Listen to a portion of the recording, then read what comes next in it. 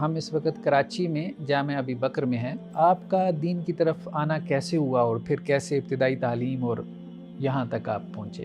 سب سے پہلے تو میں النہد اسٹوڈیو کا انتہائی زیادہ شکر گزار ہوں، اور بطور خاص ڈاکٹر صاحب آپ کا شکر گزار ہوں۔ آپ کو معلوم ہے جو تیز ہوتا ہے، شارپ ہوتا ہے، وہ شرارتی بھی ہوتا ہے، اور اس کے بگڑنے کی بھی چانسز زیادہ ہوتے ہیں۔ جس طرح وہ کہا جاتا ہے نا کہ احتیاط و نوکر رہا، تو والد صاحب کا ایک جو ہے وہ خوف ہی اتنا تھا کہ ہم اعتراض کر ہی نہیں سکتے تھے، تو والد صاحب نے حکم کیا، ہم آ گئے۔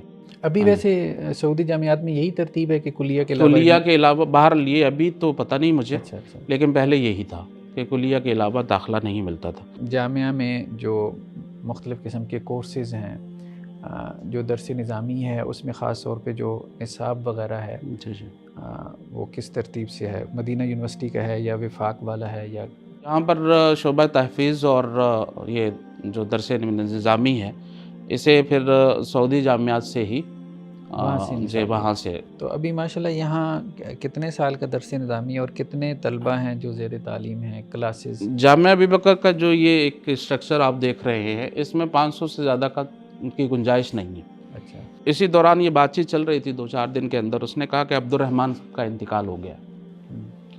میں نے کہا کون عبد الرحمن؟ کہنے لگے میرے کلاس فیلو تھے، 96 میں ہم جو ہے یہاں سے فارغ ہوئے ہیں کلیۃ الحدیث سے۔ تو انہوں نے کہا سب سے بڑا جو فلپین کے اندر سلفی ادارہ ہے اس کے وہ مدیر تھے، اور وہ 16 سال سے جو ہے نا وہاں پر بحیثیت مدیر کام کر رہے تھے۔ 7-8 سال پہلے جانا ہوا عمرے کے سلسلے میں، تو وہاں پر بلوچی لڑکوں سے ملاقات ہوئی، تو میں نے کہا جامعہ ابی بکر کے کتنے طالب علم ہیں؟ انہوں نے کہا 25 کا تعلق جامعہ ابی بکر سے ہے۔ بسم اللہ الرحمن الرحیم۔ ناظرین السلام علیکم ورحمۃ اللہ وبرکاتہ۔ بیٹھک کی نشست میں ہم آپ کے سامنے حاضر خدمت ہیں۔ آج کے ہمارے مہمان ہیں شیخ ضیاء الرحمن مدنی صاحب۔ تو ہم اس وقت کراچی میں جامعہ ابی بکر میں ہیں، تو ماشاءاللہ سے جامعہ ابی بکر کے وہ مدیر بھی ہیں، یہاں کے مدرس بھی ہیں، اور مدینہ یونیورسٹی سے فارغ التحصیل ہیں۔ تو آج ہم خود شیخ صاحب کی کیا تدریسی اور دعوتی ایکٹیویٹیز ہیں، ان کی خدمات ہیں، اس کے بارے میں بھی جانیں گے، اور مزید یہ کہ اس جامعہ کے بارے میں خاص طور پہ کہ اس کا تعارف جو ہے یہاں پہ جو تعلیمی نظام ہے اور جس طرح سے بچے یہاں سے گریجویٹ ہوتے ہیں، اور ماشاءاللہ سے بہت ایک اچھا تاثر ہمارے اوپر پڑا کہ جب ہم گیٹ سے داخل ہو رہے تھے تو بچے عربی بول رہے تھے، اور بڑی خوشی ہوئی ہمیں، مطلب عام طور پہ ایسا نہیں ہوتا جامعات میں۔ تو ہم اس بارے میں بھی اپنے جو ہے وہ شیخ صاحب سے گفتگو کریں گے، ان سے پوچھیں گے کہ اس جامعہ کے دوسرے جو جامعات ہیں ان سے کیا امتیازات ہیں۔ تو شیخ صاحب بہت شکریہ، اللہ تعالیٰ آپ کو خوش رکھے، آپ نے اپنی مصروفیات میں سے وقت نکالا۔ تو شروع میں تو ہمارے ناظرین کو کچھ تھوڑا سا آپ تعارف اپنے بارے میں کروائیں کہ دینی تعلیم کی طرف آپ کی رغبت کیسی ہوئی۔ بعض اوقات تو یہ ہوتا ہے کہ خاندان میں دینی رجحان ہے، والد صاحب عالم دین تھے تو بچے خود بخود سے عالم دین بن جاتے ہیں، بعض اوقات خاندانی رجحان نہیں ہوتا، کوئی سبب بن جاتا ہے، آپ دین کی طرف آ جاتے ہیں، مدرسے میں آ جاتے ہیں۔ تو آپ کا دین کی طرف آنا کیسے ہوا اور پھر کیسے ابتدائی تعلیم اور یہاں تک آپ پہنچے؟ بسم اللہ والصلاۃ والسلام علی رسول اللہ، اما بعد فاعوذ باللہ من الشیطان الرجیم، بسم اللہ الرحمن الرحیم۔ قال تعالی هل جزاء الاحسان الا الاحسان، وقال النبی صلی اللہ علیہ وسلم من لم یشکر الناس لم یشکر اللہ، او کما قال النبی صلی اللہ علیہ وسلم۔ سب سے پہلے تو میں النہد اسٹوڈیو کا انتہائی زیادہ شکر گزار ہوں، اور بطور خاص ڈاکٹر صاحب آپ کا شکر گزار ہوں۔ اللہ تعالیٰ آپ کو جزائے خیر عطا فرمائے، اور اللہ تبارک و تعالیٰ اس کام میں برکت عطا فرمائے، اور ہمیں جو ہے کتاب اللہ اور سنت رسول اللہ صلی اللہ علیہ وسلم کی جس حد تک ہو سکتی ہے خدمت کرنے کی توفیق عطا فرمائے۔ تو آپ جامعہ ابی بکر تشریف لائے ہیں، اہلا و سہلا و مرحبا۔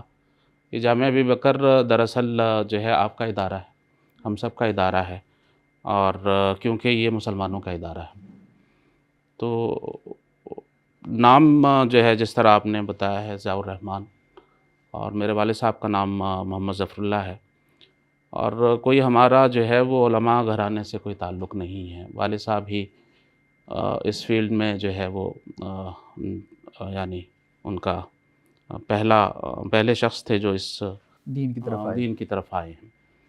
اور میرے دادا عطا اللہ صاحب رحمہ اللہ تعالی جو ہے وہ کسان فیملی سے ہمارا تعلق ہے، اچھا تو لیکن وہ عقیدت مند تھے صوفی عبداللہ اچھا رحمہ اچھا اچھا، اللہ ماشاء تعالی۔ اللہ ماشاء اور میرے جو والد صاحب ہیں، ان کی والدہ صرف 4 سال کے تھے تو انتقال کر گئی تھیں، تو وہ خالہ کے پاس جو ہے وہ رہتے تھے، تو بہت ہی زیادہ ماشاءاللہ جو ہے شارپ اور تیز تھے، اور آپ کو معلوم ہے جو تیز ہوتا ہے، شارپ ہوتا ہے، وہ شرارتی بھی ہوتا ہے اور اس کے بگڑنے کی بھی صحیح، چانسز زیادہ ہوتے ہیں۔ جب خالہ نے یہ محسوس کیا کہ والد صاحب تھوڑا سا جو ہے وہ ہاتھ سے نکل رہے ہیں، تو انہوں نے پھر دادا جو کسی اور جگہ رہتے تھے ان کو یہ کہا کہ آپ اسے لے جائیے، اچھا تو دادا جی نے پھر وہ صوفی عبداللہ صاحب کے پاس ان کو لے کر گیا، اچھا ماشاء اللہ، اور صوفی عبداللہ صاحب جب داخلہ جو ہے ہونے لگا ہے تو صوفی عبداللہ صاحب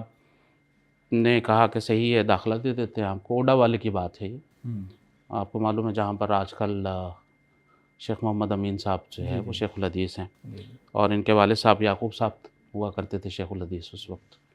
یہ کس سن کی بات آپ بتا رہے ہیں یہ پوری؟ مجھے سن کے بارے میں جو ہے اچھا نہیں ہے، لیکن جو میں نے سنا ہے، تو والد صاحب نے جب یہ سارے مراحل ہو گئے اور دادا جی نے کہا رخصت چاہی، تو والد صاحب نے کہا میں نے مدرسہ میں نہیں پڑھنا ہے۔ تو صوفی عبداللہ صاحب بڑے شفیق تھے، انہوں نے کہا کہ کس لیے نہیں پڑھنا ہے نا آپ نے؟ کہنے لگے یہاں پر اصل میں مانگ کر کھایا جاتا ہے، تو میں لوگوں کے گھر سے جو ہے وہ مانگ کر میری کھا نہیں عزت سکتا۔ نفس نہیں جی، جائے۔ تو صوفی عبداللہ صاحب نے جو ہے والد صاحب کا ہاتھ پکڑ لیا اور کہا کہ یہ جو عذر ہے یا یہ وجہ کسی نے آج تک نہیں بتائی، تو ابھی یہ کھانا جو ہے میرے گھر سے آیا کرے گا آپ کا، اچھا تو آپ کو جو ہے مانگ کر نہیں۔ لیکن ہمارے اسی اوڈا والے کے اندر کوئی رشتہ دار تھے، ان کو جب پتہ چلا والد صاحب کے بارے میں، تو انہوں نے پھر کھانے کی ذمہ داری اٹھا لی تھی، ماشاء اور وہ والد صاحب وہیں پر اوڈا والی میں تعلیم حاصل کی ہے۔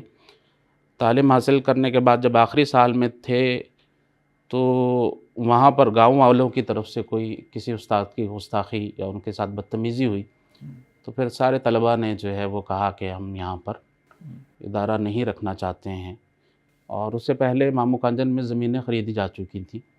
عبد القادر ندوی رحمہ اللہ تعالی وہ جو ہے یہ زمین حاصل کر چکے تھے، تو جب والد صاحب آخری سال میں تھے تو پھر جو ہے تحریک پر والد صاحب اس میں پیش تھے، اس تحریک کے اندر کہ ہمارے استاد کی گستاخی ہوئی ہے، ہم یہاں پر نہیں رہیں گے۔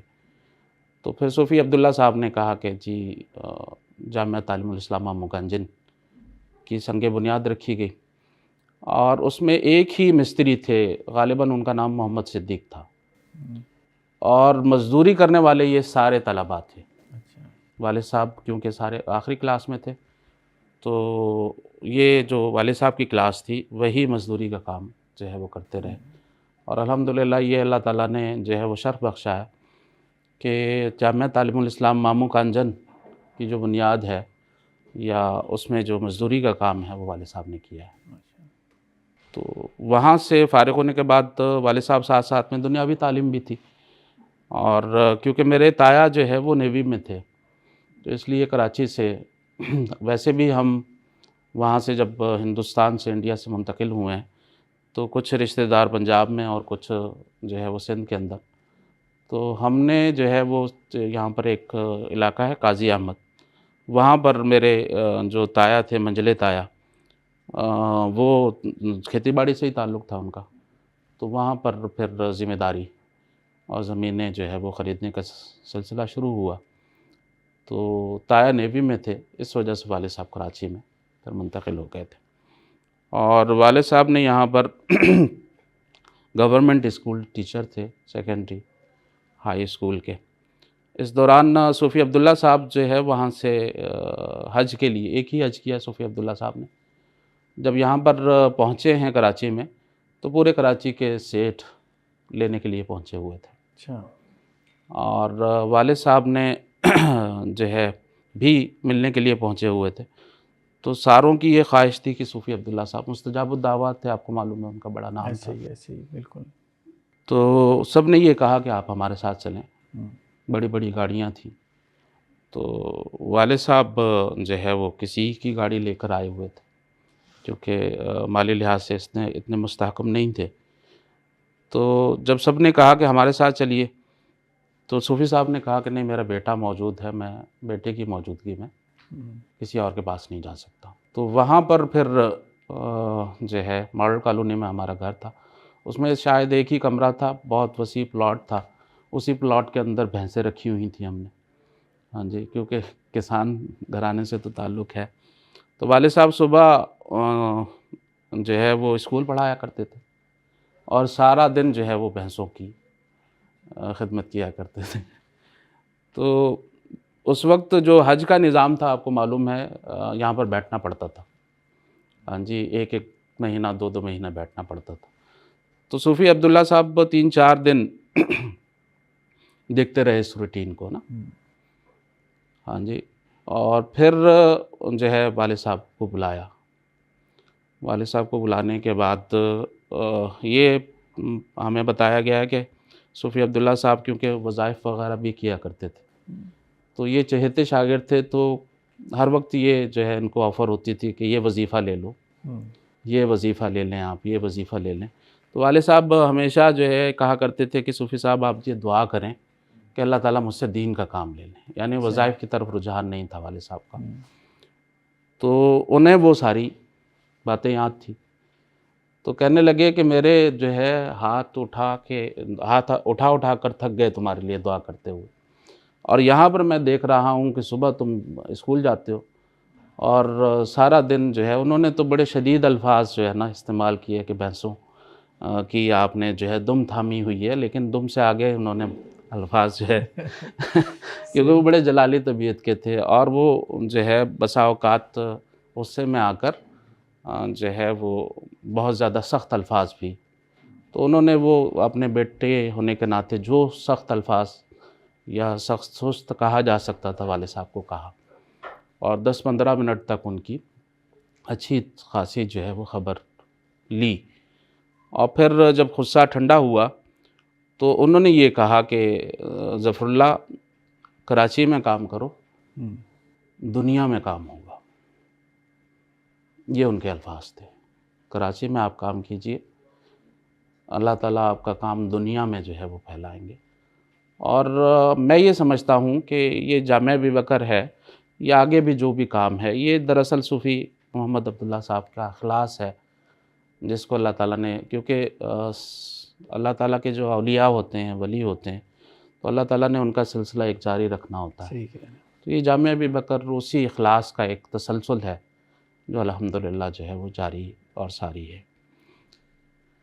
میرا جو ہے وہ یہ ہے کہ والد صاحب، جب میں نے 5ویں کلاس پاس کر لی تو والد صاحب نے یہ کہا کہ آپ جو ہے وہ جامعہ ابی بکر میں آپ نے پڑھنا ہے. تو سیدھی سی بات یہ ہے کہ میرا کوئی رجحان نہیں تھا. جس طرح وہ کہا جاتا ہے نا کہ احتیاط و نوکر رہا. تو والد صاحب کا ایک جو ہے وہ خوف ہی اتنا تھا کہ ہم اعتراض کر ہی نہیں سکتے تھے. تو والد صاحب نے حکم کیا، ہم آ گئے. تو والد صاحب بہت زیادہ جو ہے وہ ان کا روب تھا. نہیں، جلالی طبیعت نہیں تھے، لیکن کچھ نظام اس طرح کا انہوں نے بنایا ہوا تھا کہ گھر میں وہ بڑے جو ہے کیا کہیں اس کو، ڈسپلن تھے. بڑے جو ہے وہ خاص طور پر ان کا رویہ جو بیٹوں کے ساتھ تھا وہ سخت تھا، بیٹیوں کے ساتھ بہت زیادہ نرم تھا. تو ہم نے اپنی جو مثال کے طور پر کوئی بات پہنچانی ہوتی تھی تو وہ بہنوں کے توسط سے پہنچاتے تھے. بہنیں بہت لاڈلی تھیں والد صاحب کی، لیکن ہمارے ساتھ جو ہے ایک روب تھا، ان کا دبدبہ تھا. جس طرح میں نے یہ دیکھا حضرت عمر رضی اللہ تعالیٰ عنہ کو اللہ تعالیٰ نے ایک روب اور دبدبہ دیا تھا، تو وہ ان کی شخصیت میں تھا. تو بہرحال انہوں نے یہ فیصلہ کیا، ہم نے اس فیصلے کے اوپر جو ہے ہاں کرنے کے علاوہ کوئی چارہ کار نہیں تھا. تو اس طرح جامعہ ابی بکر جو ہے وہ پڑھنا شروع ہو گیا. یہیں پر جامعہ ابی بکر میں ہی اسکول کا نظام تھا. تو میں نے 6ٹھی کلاس سے 8ویں کلاس تک جامعہ ابی بکر میں پڑھا ہے، اور ساتھ میں یہ جامعہ کی تعلیم. اس وقت جامعہ کا نصاب یہ تھا کہ 3 سال متوسط کے تھے جس میں اردو میں تعلیم ہوتی تھی. تو بہرحال یہ پھر اس کے بعد والد صاحب نے ایم اے، جو میں نے ایک جو ہے ایک تسلسل سے جامعہ ابی بکر کے بارے میں اگر بتاؤں تو والد صاحب جو ہے پھر جامعہ کراچی سے جب ایم اے کیا ہے انہوں نے جامعہ کراچی سے، تو وہیں سے انہیں آفر ہوئی لیکچرار کی. تو پھر انہوں نے وہ گورنمنٹ جاب چھوڑنے کے بعد جامعہ کراچی میں لیکچرار جو ہے وہ لگ گئے تھے. ٹھیک ہے. اور اس دوران جب لیکچرار تھے تو یہاں پر جامعہ امام کے وی سی عبد المحسن الترکی حافظہ اللہ تعالی ابھی بھی ہیں، وہ تشریف لائے تھے یہاں پر. اور انہوں نے یہاں پر جو ہے جو تقریر کی تھی اس کا ترجمہ پھر والد صاحب نے کیا تھا. ہاں جی، جب والد صاحب نے ترجمہ کیا تو انہوں نے یہ آفر دی کہ آپ جو ہے وہاں پر آ کر پی ایچ ڈی کریں. اچھا. تو والد صاحب یہاں سے پھر اجازت لے کر پی ایچ ڈی کے. اس دوران صوفی عبداللہ صاحب کا جو ایک یعنی انہوں نے نصیحت کی تھی اس کے اوپر عمل کرتے ہوئے والد صاحب نے پھر، کیونکہ کراچی یونیورسٹی میں ہو گئے تھے تو یہ کراچی یونیورسٹی کے ساتھ ہی، کیونکہ یہ کراچی یونیورسٹی یہاں سے قریب ہے، تو یہیں پر پھر یہ 1 ایکڑ کا ایس ٹی پلاٹ جو ہے وہ اپلائی کیا انہوں نے، اور یہ پلاٹ مل گیا تھا انہیں. ہاں جی. اور یہ عبداللہ محسن ترکی صاحب جب آئے ہیں انہوں نے پی ایچ ڈی کے آفر کی، والد صاحب نے کراچی یونیورسٹی سے چھٹی لی. چھٹی لینے کے بعد جو ہے یہ یہاں پر تعمیری سلسلہ شروع ہو چکا تھا. لیکن یہ خیال کہ اسے عربی میڈیم ہونا چاہیے، کیونکہ والد صاحب جامعہ امام میں جا کر جو ہے نا پی ایچ ڈی کے لیے گئے تھے، لیکن وہاں پر جا کر پتہ چلا کہ کلیہ کے علاوہ داخلہ نہیں ہو سکتا. ہاں جی. تو والد صاحب نے کہا میں تو کلیہ نہیں کروں گا. ہاں جی. تو میں واپس آ رہا ہوں. تو پھر عبد المحسن ترکی صاحب نے جو ہے وہ کہا کہ چلیں ہم آپ کے لیے اسپیشل ایک گنجائش نکالتے ہیں کہ آپ کو ماجسٹیر میں داخلہ دے دیتے ہیں. اچھا. ابھی ویسے سعودی جامعات میں یہی ترتیب ہے کہ کلیہ کے علاوہ باہر لیے، ابھی تو پتہ نہیں مجھے، لیکن پہلے یہی تھا کہ کلیہ کے علاوہ داخلہ نہیں ملتا تھا. تو والد صاحب کے لیے اسپیشل جو ہے گنجائش نکالی گئی، اور انہیں پھر ماجسٹیر میں داخلہ، ماجسٹیر انہوں نے وہاں سے کیا، اور وہیں سے انہوں نے یہ آئیڈیا لیا کہ جامعہ ابی بکر الاسلامیہ کا میڈیم وہ عربی ہوگا. تو الحمدللہ جو ہے اس وقت سے پھر 1978 میں اس کا سنگ بنیاد رکھا گیا، اور پہلا بیچ جو فارغ ہوا ہے وہ 4 سال بعد یعنی کلیہ کے 82-83 کے اندر جو ہے وہ فارغ ہوا تھا، اور میڈیم الحمدللہ جو ہے وہ عربی تھا. الحمدللہ. مطلب یہ نصف صدی کا قصہ ہے. جی ایسے ہی ہے الحمدللہ. صدی ہونے کو ہے. جی جی. تو اچھا اب یہ بتائیے گا کہ جامعہ میں جو مختلف قسم کے کورسز ہیں، جو درس نظامی ہے اس میں خاص طور پہ جو نصاب وغیرہ ہے جی جی وہ کس ترتیب سے ہے؟ مدینہ یونیورسٹی کا ہے یا وفاق والا ہے یا؟ کیونکہ یہ والد صاحب کا یہی ہوا کہ اسے عربی میڈیم ہونا چاہیے، تو یہاں پر شعبہ تحفیظ اور یہ جو درس نظامی ہے اسے پھر سعودی جامعات سے ہی وہاں سے اور وہیں کے متخرجین جو ہے انہیں ترجیح دی گئی کہ یہاں پر جو ہے وہ تدریسی خدمات سر انجام دیں، کیونکہ عربی میڈیم میں تو وہی پڑھا سکتا ہے جسے عربی جو ہے وہ ایک بڑا سادہ سا جو ہے جملہ ہے کہ بولنا بولنے سے آتا ہے، لکھنا لکھنے سے آتا ہے، پڑھنا پڑھنے سے آتا ہے، تقریر کرنا تقریر کرنے سے آتا ہے.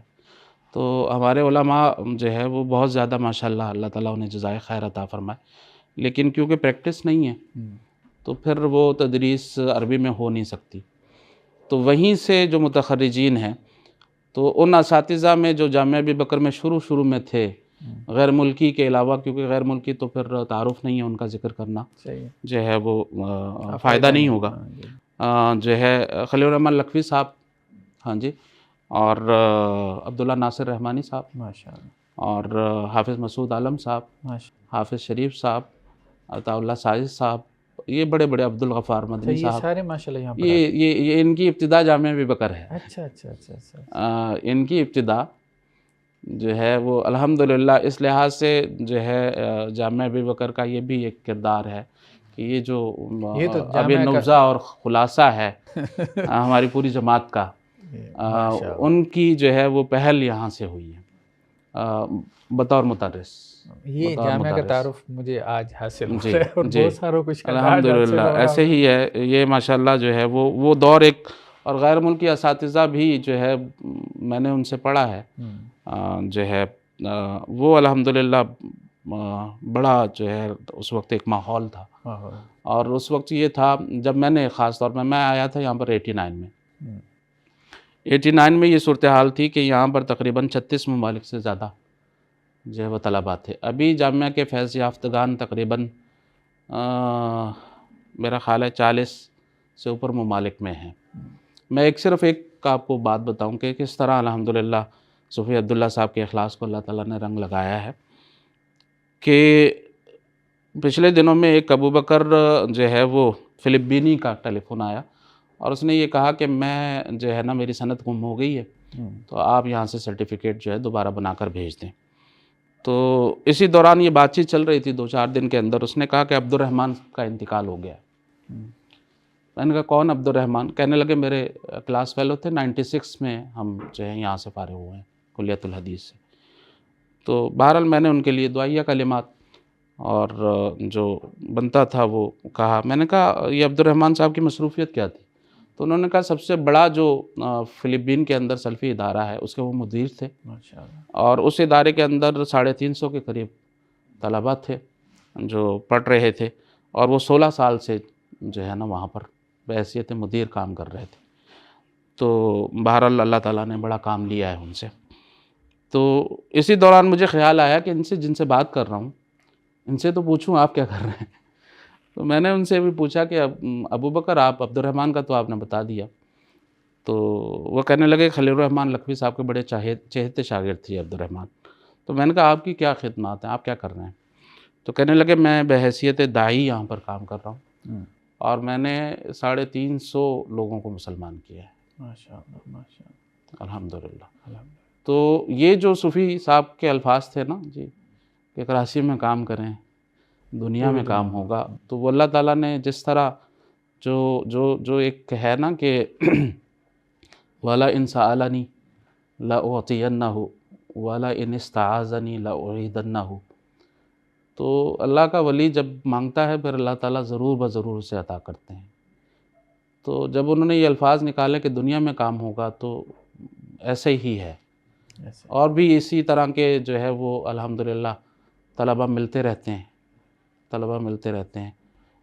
اور پچھلے دنوں میں یہ صورتحال تھی جس وقت جو ہے یہ ہم فارغ التحصیل ہوئے ہیں یعنی سن 2000 سے لے کر جو ہے تقریباً 2018-19 تک یہ صورتحال تھی کہ تقریباً پورے پاکستان سے اگر داخلہ جو ہے وہ ہو رہا ہے تو اس میں جامعہ ابی بکر کا حصہ جو ہے تقریباً 15% سے لے کر 45% تک بھی گیا ہے. ہاں جی. میں اس کی اس طرح مثال دے سکتا ہوں کہ میری جو کلاس تھی جو ہم ثانویہ سے فارغ ہوئے ہیں تو ثانویہ سے فارغ ہونے کے بعد ثانویہ کے بیس پر وہاں پر داخلہ ہوتا ہے. یہاں پر ثانویہ آپ کہہ لیں کہ جس طرح اے لیول ہے یہ ثانویہ کا یہ ایک ہے 4 سال کا ثانویہ ہے. تو ثانویہ کے بعد داخلہ ہوتا ہے تو ہماری کلاس میں سے جو ثانویہ سے فارغ ہوئی تھی ہاں جی وہ 28 یا 32 لڑکے تھے. تو 32 میں سے 31 لڑکوں کا داخلہ جامعہ اسلامیہ میں ہوا ہے اور آخری میں تھا جو اس کا جامعہ اسلامیہ میں داخلہ ہوا ہے. تو پوری کی پوری کلاس جو ہے وہ جامعہ اسلامیہ منتقل ہوئی ہے. اور ایک لڑکے کا جو ابو بکر نائجیری تھے میرے ساتھ وہ داخلہ اس وجہ سے نہیں ہوا کہ وہ وہاں سے نائجیریا سے گورنمنٹ ملازم تھے، وہاں سے چھٹی لے کر آئے تھے پڑھنے کے لیے. تو انہوں نے اپلائی ہی نہیں کیا تھا جامعہ اسلامیہ. اگر وہ اپلائی کرتے تو ہو سکتا ہے ان کا بھی ہو جاتا کیونکہ نمبروں کا کوئی مسئلہ نہیں تھا.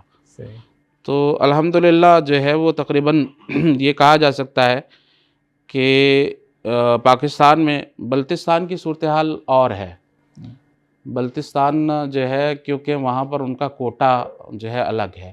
جامعہ اسلامیہ کے اندر جو ہے 3 کوٹے چلتے ہیں، ایک پاکستان کا کوٹا ہے، ایک بلوچستان کا کوٹا ہے اور ایک جو ہے وہ کوٹا ہے بلتستان کا. ہاں جی یہ الگ سے جنسیات باقاعدہ لکھی جاتی ہے وہاں پہ. ہاں جی تو جامعہ ابی بکر کا جو پاکستان کا کوٹا ہے اس میں سب سے زیادہ جو ہے وہ تعداد جامعہ ابی بکر کے طالب علموں کی ہے جن کا داخلہ ہوا ہے وہاں پر.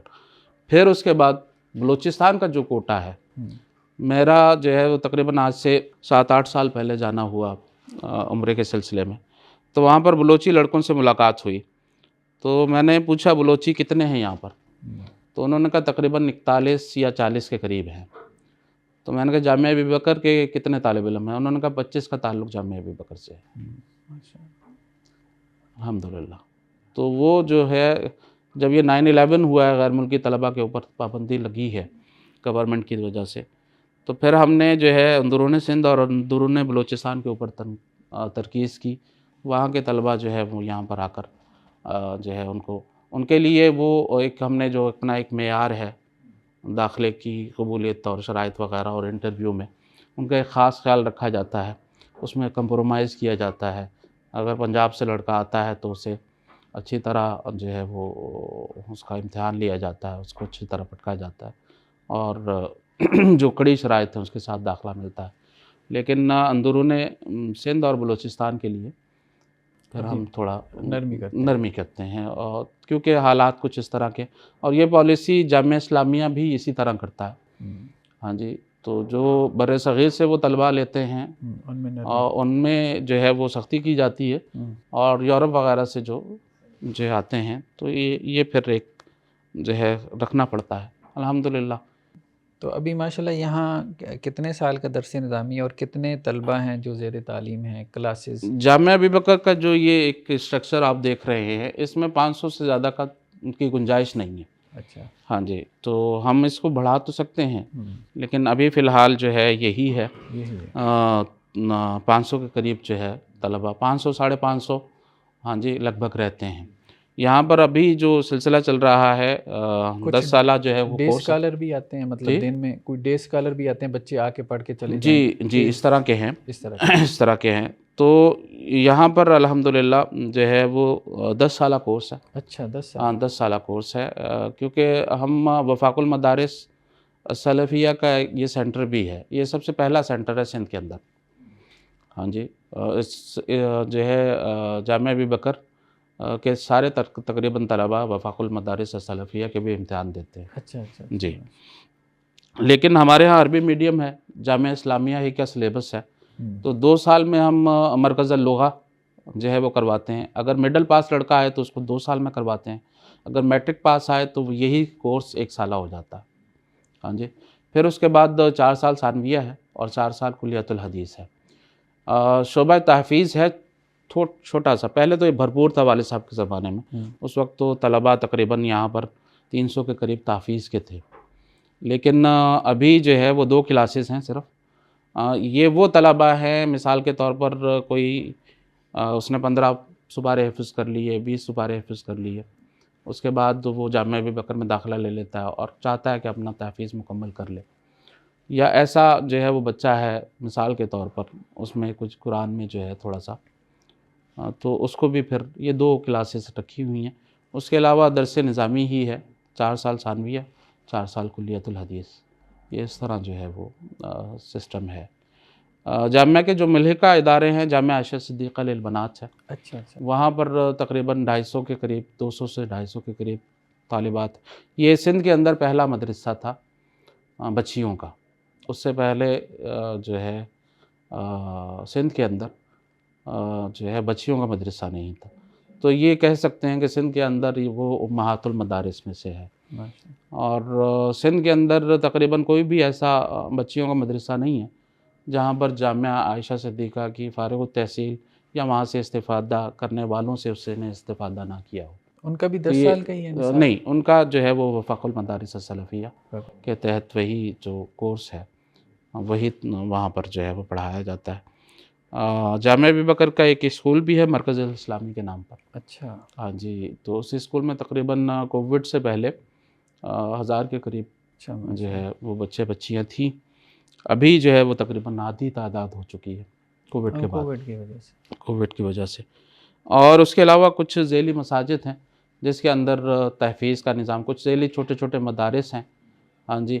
ایک ادارہ ہے رول ماڈل کے نام سے، جی جی وہ بالکل رول ماڈل جو ہے ان کا اپنا نظام ہے، اور ہمارے ایک سلمان صاحب ہیں بہت اچھے ماشاءاللہ، ذوق اور شوق رکھنے والے ہیں، تو انہوں نے جو ہے وہ ادارہ بنایا ہے، لیکن انہوں نے جامعہ کے ساتھ یہ الحاق کیا ہے کہ ثانویہ اور مرکز کا جو نظام ہے وہ جامعہ ابی بکر کے ساتھ الحاق ہے۔ ماشاءاللہ۔ تو اساتذہ کی تعیناتی جو ہے وہ جامعہ ابی بکر اور رول ماڈل کی انتظامیہ مل کر کرتی ہے، ماشاءاللہ۔ پھر امتحانات بھی جامعہ ابی بکر ہی دیکھتا ہے، اور سرٹیفکیٹ پھر جامعہ ابی بکر ہی جاری کرتا ہے۔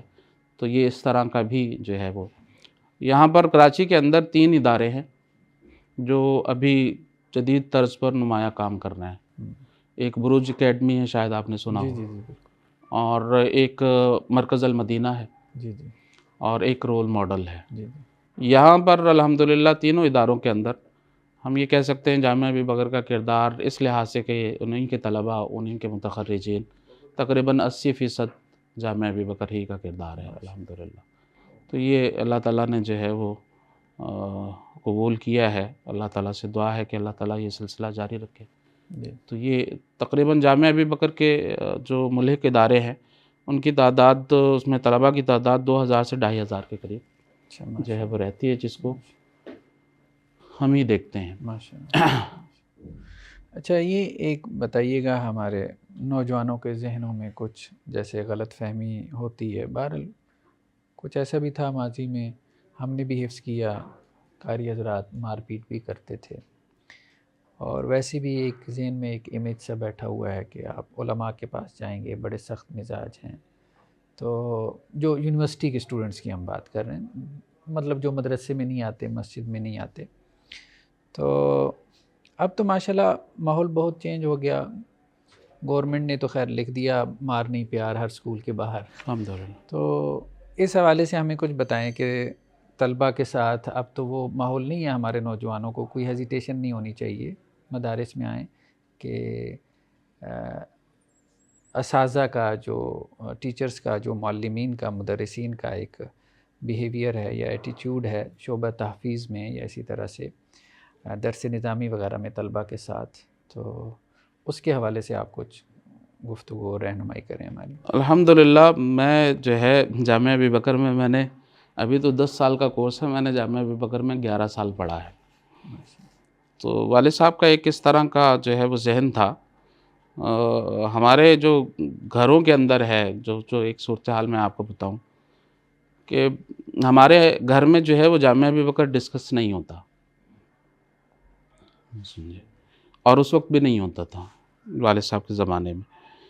تو بلکہ شاید جو ہے یہ افسانہ لگے کہ میں جب جامعہ ابی بکر میں داخلہ ہوا ہے تو میں سیکریٹری کو، میری عمر اس وقت تقریباً 11 سال تھی جب میں جامعہ ابی بکر میں آیا ہوں، تو میں سیکریٹری کو مدیر سمجھتا تھا، مدیر صاحب کو جو ہے والد صاحب کو یہ سمجھتا تھا کہ شاید یہ جو ہے ان کا عہدہ جو ہے کم ان سے نیچے، کیونکہ سیکریٹری وہ ہر وقت نظر آتے تھے، جی جی والد صاحب جو ہے وہ آتے تھے بسا اوقات جو ہے نا چلے جایا کرتے تھے۔ تو یہ مجھے بعد میں پتہ چلا کہ نہیں جی یہ والد صاحب جو ہے یہاں کے مدیر ہیں، یہاں کے جو ہے نا انچارج اور ہولسول یہی ہیں۔ تو یہ ایک جو ہے وہ ہمارے گھروں میں یہ نظام جو ہے الحمدللہ ابھی بھی جو ہے اگر کوئی کام ہے تو ڈسکس ہوتا ہے جامعہ ابی بکر، اس کے علاوہ نہیں ہے الحمدللہ۔ تو یہ صورتحال جو ہے، میں 11 سال یہاں پر پڑھا، تو 11 سال کے اندر میں نے یہ نہیں دیکھا کہ جو ہے کسی طالب علم کو جو ہے یہاں پر مارا گیا ہو یا اس کے ساتھ اس طرح، کیونکہ والد صاحب نے شروع سے ہی یہ پابندی لگائی تھی کہ تحفیظ میں بھی نہیں مارا جائے گا، تو درس نظامی میں کس طرح مارا جا سکتا تھا الحمدللہ۔ تو یہ جو ہے وہ لیکن بہرحال آپ کو معلوم ہے کہ کچھ نہ کچھ جو ہے وہ اساتذہ کی تربیت نہ ہونے کی وجہ سے، یہ نہیں میں کہتا کہ اس طرح کے کوئی کیس بالکل نہیں ہوئے ہوں گے، لیکن جامعہ ابی بکر میں شروع سے ماحول نہیں ہے مارنے والا، اور اگر علم میں آ گیا ہے تو پھر اساتذہ کی اس لحاظ سے جو ہے وہ تربیت کی جاتی تھی۔ تو میرا خیال ہے ابھی تو یہ بالکل نظام کسی بھی مدرسے میں نہیں رہا ہے، لیکن جو ہے ہمارے ہاں 2 انتہائیں ہیں، اس میں کوئی شک نہیں ہے۔ ہم جو ہے وہ بڑے ڈیفینسو ہوئے ہیں. جتنی تھوڑی سی سختی کی اجازت ہے ہاں جی اس سختی کا بھی انکار کیا جا رہا ہے آج کل. ہاں جی اس سختی کا انکار کرنا میں یہ سمجھتا ہوں وہ کتاب اللہ اور سنت رسول اللہ صلی اللہ علیہ وسلم کا انکار کرنا. کیونکہ ہم یہ نہیں ہے کہ ہمارا جو ہے وہ یہ نہیں ہے کہ باہر سے اگر دباؤ آ رہا ہے تو ہم اپنی جو بنیاد ہے جو اقدار ہیں اس کو بھی نظر انداز کرتے ہیں. اس کو نظر انداز نہیں کیا جا سکتا. میں اپنی مثال لیتا ہوں. مجھے زبردستی جو ہے جامعہ ابی بکر میں کہا گیا کہ آپ پڑھیں. بسا اوقات ماں باپ کی طرف سے یہ سختی ہوتی ہے اور یہ سختی جو ہے وہ خالصتاً انسان کے جو ہے نا مصلحت کے لیے ہوتی ہے. اگر یہ مجھے اس وقت کہا جاتا کہ اپنی مرضی سے آپ پڑھیں تو میں جو ہے مجھے جو اللہ تعالیٰ نے جو کچھ دیا ہے ہاں جی وہ مجھے میرے نصیب میں نہیں ہوتا پھر. ہاں جی تو یہ جو ہے سختی تھوڑی سی ضروری ہے. اور پھر یہ ہے انما الاعمال بالنیات. کوئی شک نہیں ہے کہ شروع سے آپ کی نیت بہت اچھی ہونی چاہیے. ہاں جی لیکن یہ جب اس طرح کا معاملات ہوتے تربیت میں تھوڑا سا اگر جو ہے وہ سختی کی جاتی ہے بغیر نیت کے بھی جو ہے وہ آپ نے عمل شروع کر دیا ہے تو آگے جا کے اللہ توفیق دے دیتا ہے کہ آپ اپنی نیت کی اصلاح کر لیتے ہیں. وہ تو حدیث اب میں بھی مسئلہ یہ ہے کہ میں نے اگر مثال کے طور پر میں مبالغہ جو ہے وہ ہو جائے گا اگر میں نے 10 سال مثال کے طور پر بغیر نیت کے پڑھا ہے 11ویں سال جو ہے میری نیت درست ہو گئی. ہاں جی اب مجھے وہ 11 سال محنت 10 سال محنت کرنے کی ضرورت نہیں. وہ چیزیں موجود ہیں. نیت درست ہونے سے وہ ساری چیزیں جو ہے میرے پاس موجود ہیں اور میں اسے وہ جو ہے الحمدللہ استعمال کر سکتا ہوں. یہ ایک چیز ہمیں بتائیں کہ ماشاءاللہ آپ کا تدریس کا بھی بہت تجربہ ہے. کافی عرصے سے آپ ہیں اس میدان میں. اساتذہ کے لیے خاص طور پہ دیکھیں 2 چیزیں ہیں. ایک ہے تعلیم ایک ہے تربیت. کچھ لوگوں کا خیال یہ ہے کہ دونوں ایک ہی چیز ہے. آپ کتاب و سنت پڑھا دیں تربیت خود ہی ہو جاتی ہے. آپ کے خیال میں کیا یہ ایک ہی چیز ہے صرف اتنا کافی ہے کہ ہم بچے کو تعلیم دے دیں اس کی تربیت ہو جاتی ہے یا پھر یہ ہے کہ ہمیں علیحدہ سے تربیت کرنے کی ضرورت ہے اس کا کوئی سسٹم جو ہے وہ ہمیں وضع کرنا چاہیے یا اساتذہ کو معلم کے علاوہ ایک اچھا مربی بھی ہونا چاہیے؟ تو تربیت کی ایک کمی اوورآل لوگ شکایت کرتے ہیں.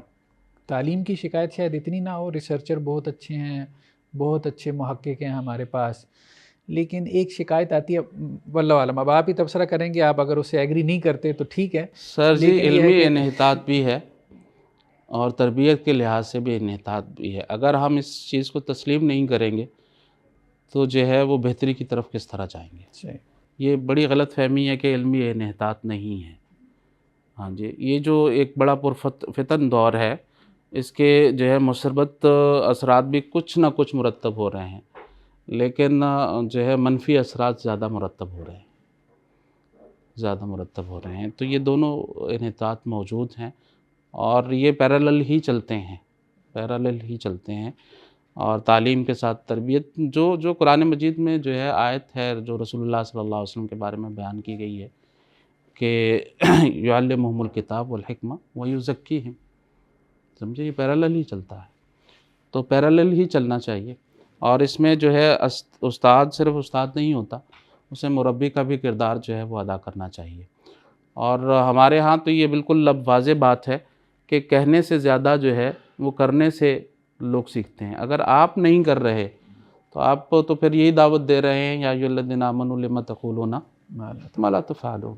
آپ یہ جتنا مرضی جو ہے آپ اونچی آواز سے آپ کہیں اگر آپ کر نہیں رہے تو یہ کلیئر میسج جا رہا ہے کہ جی آپ یہ سکھا رہے ہیں بچے کو کہ کہنا کچھ ہے کرنا کچھ ہے.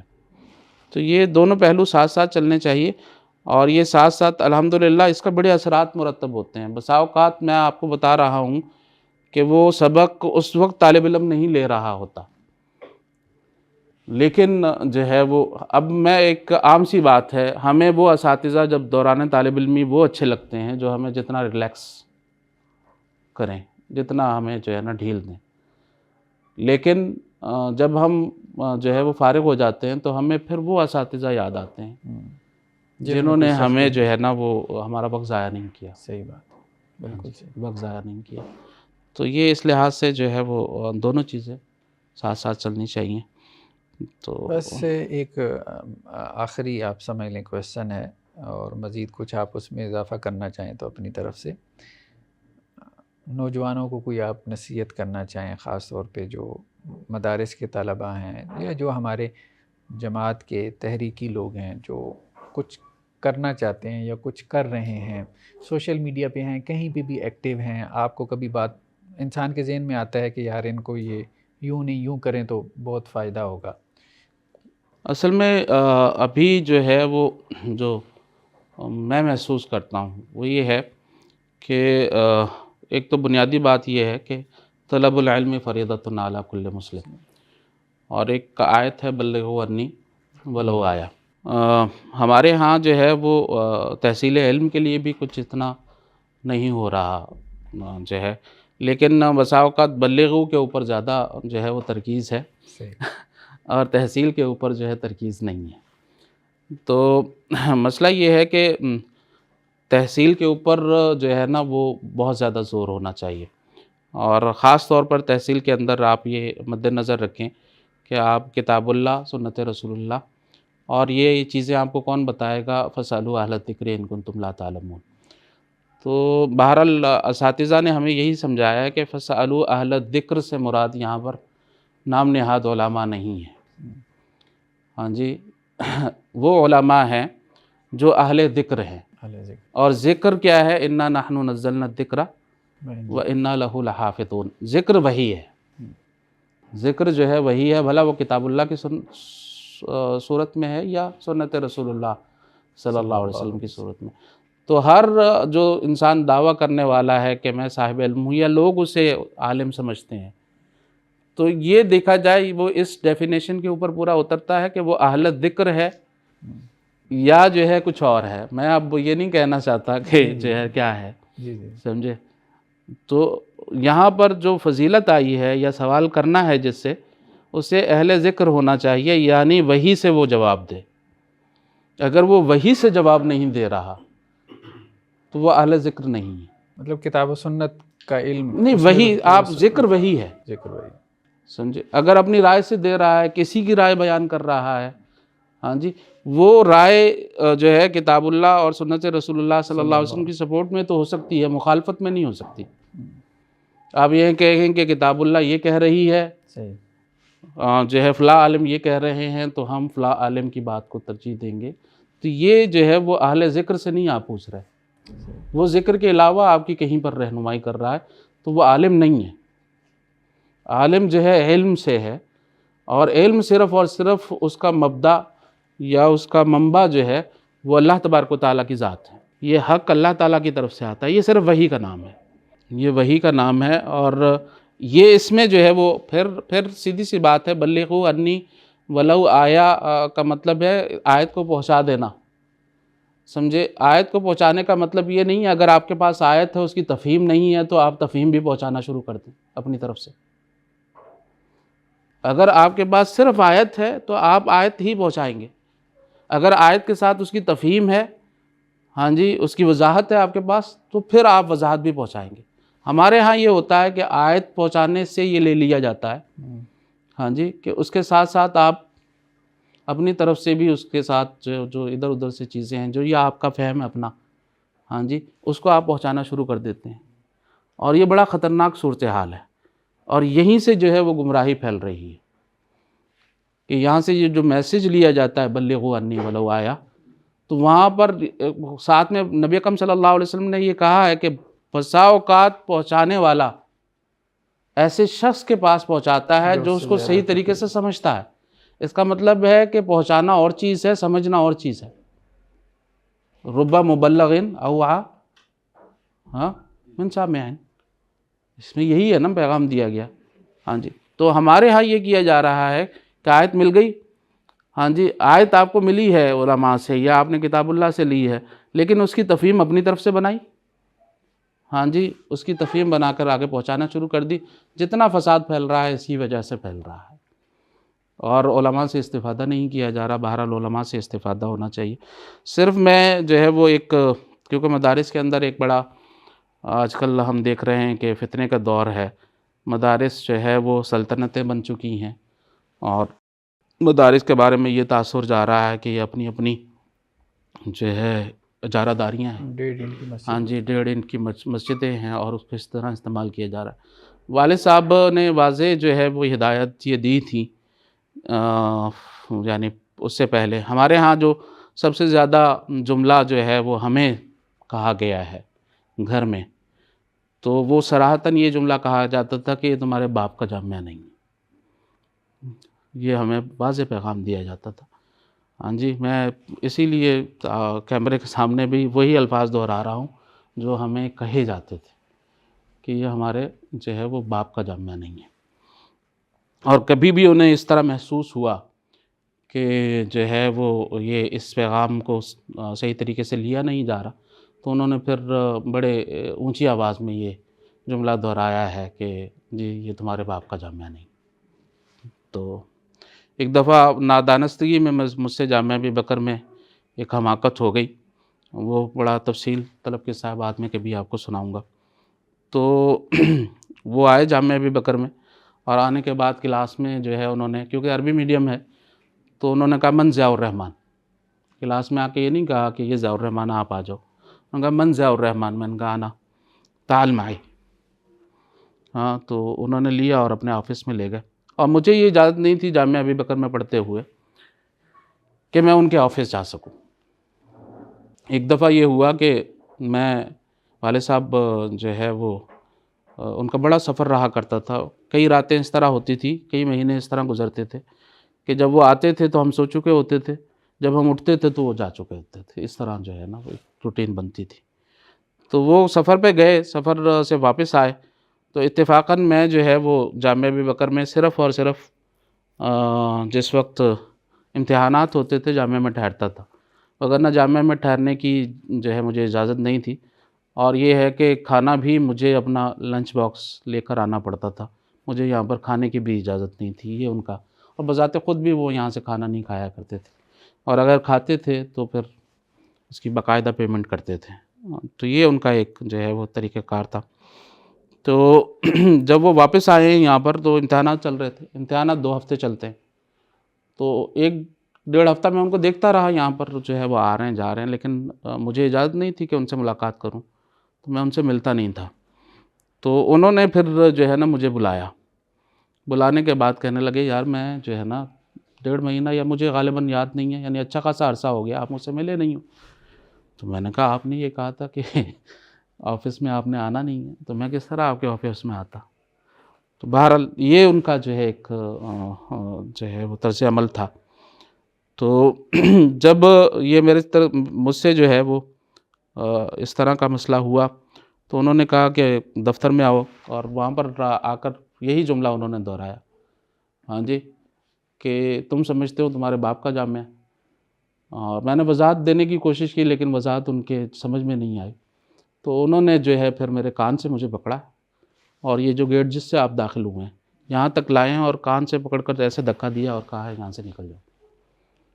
اور میں یہاں سے جو ہے وہ نکلا ہوں، اور ڈگ روڈ تک جو ہے وہ تقریباً اچھا خاصا فاصلہ ہے، جو ہے روتا گیا ہوں. بعد میں جامعہ ابی بکر میں داخلہ لینے کے لیے مجھے کیا پاپڑ بیلنے پڑے ہیں، یہ ایک لمبی کہانی ہے. یہ ان کا ایک طرز عمل تھا، اور خاندان میں، اور ہمیں یہ واضح میسیج تھا کہ اگر خدا نخواستہ مجھے کچھ ہو جاتا ہے تو یہ ادارہ آپ کا ادارہ نہیں ہے، یہ ادارہ جو ہے وہ جو جس جماعت سے تعلق تھا ان کا ہے. تو پھر اسی کے اوپر عمل کرتے ہوئے جب وہ فوت ہوئے ہیں، تو یہ ادارہ جو ہے ڈاکٹر عبدالحفیظ جو انجینئرنگ یونیورسٹی میں جو ہے وہ چیئرمین تھے، ان کو مدیر بنایا گیا وہاں پر، یہاں پر. اور مدیر بنانے کے بعد انہوں نے الحمدللہ جو ہے 6-7 مہینے کے بعد ان کا انتقال ہو گیا. پھر ڈاکٹر راشد رنداوا صاحب جو ہے ان کو مدیر بنایا گیا، اور ڈاکٹر راشد رنداوا صاحب جو ہے ابھی ان کا انتقال ہوا ہے. اور پھر اسی انتظامیہ نے، والد صاحب نے تو مجھے یہ کہا تھا کہ آپ نے جامعہ اسلامیہ نہیں جانا، اسی لیے ثانویہ کے بعد میرا داخلہ نہیں ہوا. ثانویہ کے بعد 4 سال گزرنے کے بعد جو ہے جب میں نے یہاں سے کلیہ کر لیا، والد صاحب کا انتقال ہو چکا تھا، تو یہاں کی انتظامیہ نے یہ کہا کہ جی آپ نے جامعہ اسلامیہ جانا ہے. مولانا عائش محمد صاحب جی اور ڈاکٹر راشد رنداوا صاحب، لیکن مجھے والد صاحب کی طرف سے ہدایت تھی کہ نہیں آپ نے جامعہ اسلامیہ نہیں جانا ہے، تو میں نے انکار کر دیا کہ میں نہیں جاؤں گا جامعہ اسلامیہ۔ تو والد صاحب یہ کہا کرتے تھے کہ دو ایسے جو ہے وہ شخص ہیں جب وہ بات کرتے ہیں تو میں اپنے دماغ سے کام نہیں لیتا۔ ایک صالح حسین رحمہ اللہ کے بارے میں انہوں نے کہا، جو عبد الرحمن سدیس صاحب سے پہلے جو حرمین کے ذمہ دار تھے، ان کے بارے میں، اور ایک جو ہے غازی عبد الکریم صاحب کے بارے میں جو اس جماعت کے اس وقت سربراہ تھے۔ جی جی تو والد صاحب جو ہے وہ یہ ان کا تھا۔ مولانا عائش محمد صاحب جو ہے ہماری نفسیات بہت اچھی طریقے سے جانتے تھے، تو انہوں نے پھر غازی عبد الکریم صاحب کو لودھراں سے مجاہد آباد سے لے کر آئے، گھر میں آ کر کہا کہ جی ہماری طرف سے آپ کو یہ حکم ہے۔ تو اس وقت میں جو ہے BBA کرنے کے چکر میں تھا یہاں پر، جو والد صاحب نے ایک لائن دی تھی، اور والد صاحب کا یہ تھا کہ آپ جو ہے MBA کریں، تو میں نے اعتراض کیا کہ یہ MBA تو سارا جو ہے سودی نظام ہے۔ تو والد صاحب نے کہا کہ 3 جو ہے وہ شعبے ہیں، ایک سائنس ہے، آرٹس ہے اور کامرس ہے۔ نہ سائنس میں آپ کو معاملات سکھائے جاتے ہیں، نہ آپ کو آرٹس میں معاملات سکھائے جاتے ہیں، دین معاملات کا نام ہے، تو آپ جو اچھا سبق ہے وہ لے لیجئے گا، اور جو برا سبق ہے اس کو چھوڑ دیجئے گا، یا اس کے اندر اصلاح کرنے کی کوشش کیجئے گا۔ تو یہ والد صاحب کا ارادہ تھا کہ MBA یہاں پر جو ہے وہ کیا جائے، تو لیکن قدر اللہ ما شاء فعل۔ پھر قاضی عبد الکریم صاحب نے جب حکم دیا تو میں نے پھر اپنی سند وہ جو ہے نکال کر اپلائی کیا، الحمدللہ اسی سال۔